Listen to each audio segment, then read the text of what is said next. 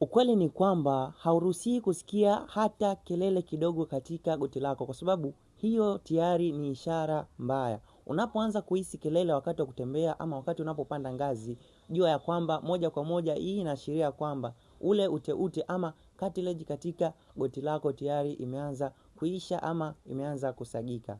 Sasa unapopitia hii changamoto ya kwamba unahisi unatembea unaona makelele, ama unapopanda ngazi lakini pia unashindwa kuchuchumaa, unasikia makelele, hii inaweza kupelekea uharibifu wa mifupa yako, lakini pia inaweza kupelekea kufanywa operation na kuwekewa vyuma, hali ambapo haitokuletea suluhisho la kudumu, ambapo itapunguza maumivu ndani ya muda mfupi, lakini hali itarudi kama ya mwanzo. Ikiwa unapitia changamoto hii, hakikisha unanitafuta sasa hivi kabla hujafikia stage ambayo utasababisha uwekewe vyuma katika magoti yako au uende kutumia wheelchair, ambayo hii itaharibu maisha yako, lakini pia kushindwa kufanya kazi zako za kila siku. Unaweza kuchukua namba yangu hapo bio ili nikupe suluhisho la kudumu.